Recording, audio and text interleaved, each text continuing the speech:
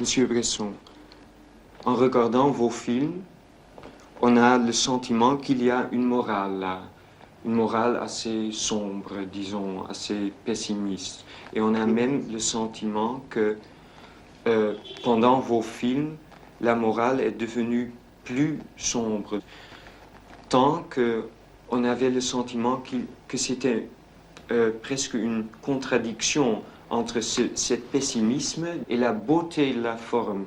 D'abord, je vais vous dire quelque chose. Vous confondez le mot pessimisme avec le mot lucidité. Cette lucidité n'est pas forcément pessimiste. Oui. Mais la morale aussi, la morale est une chose plus large. La morale, je ne conçois pas une morale noire, mais et les deux choses. La tragédie grecque est-elle un pessimisme, la tragédie grecque? Alors c'est plutôt la lucidité. Je crois que, pour moi, je me sens plutôt lucide que pessimiste. Je ne sais pas ce qui va arriver, mais je constate simplement, et il m'est difficile maintenant de prendre des sujets qui sont en dehors de notre époque. Je ne peux pas faire autrement que de rester dans mon époque. Je sens qu'il y a des menaces très lourdes sur le monde entier et qu'il vaut mieux être lucide sans être forcément pessimiste. Vous ne vous regardez pas comme pessimiste, c'est ça?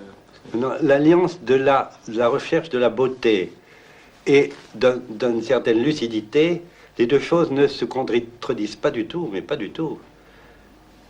Je ne vois pas qu'il y a contradiction.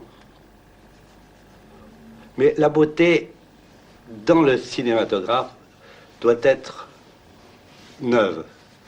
Je veux dire, si le cinématographe devient un art, tout art a sa beauté, mais il faut profiter de ces deux appareils extraordinaires qui sont la caméra et le magnétophone, surtout de leur assemblage pour écrire quelque chose sur l'écran.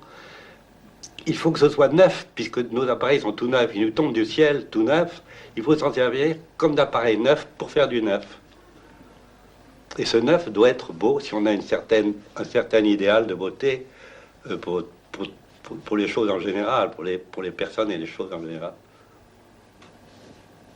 Est-ce que vous croyez que vous êtes changé pendant votre œuvre, disons...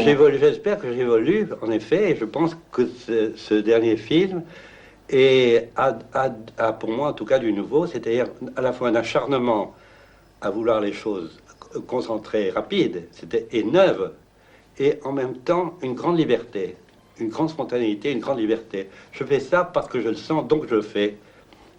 Tant pis si c'est pas bien, si c'est bien, bravo. Mais voilà comment j'ai travaillé. Malheureusement, il y a tout un public qui fait tout le public du cinéma, que les Français appellent le ciné, qui semble la simple photographie du théâtre.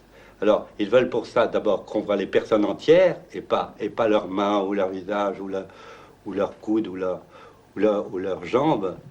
Moi, quand je traverse un boulevard, je vois des gens qui marchent, des gens en marche. J'ai fait des gens en marche. Je n'ai pas eu une seconde d'hésitation. C'était ça pour moi le boulevard à Paris.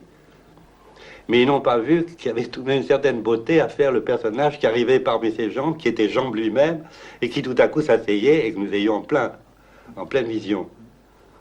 Parce que ça, ils ne voient pas, ils ne ressentent pas plutôt. Ils attendent un dialogue explicatif et il n'y en a pas.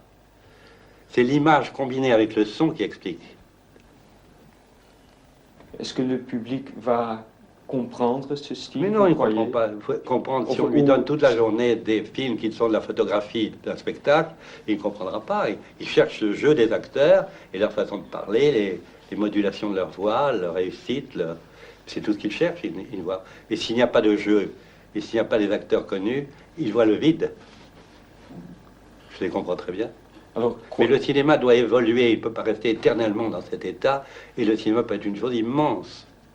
Et est-ce que doit évoluer. Voilà, je finis là-dessus. Je peux vous demander seulement un conseil à des jeunes cinéastes? C'est la dernière question. Je finirai par une phrase de Stendhal qui est très belle, que vous connaissez sûrement, qui est « Ce sont les autres arts qui m'ont appris l'art d'écrire ».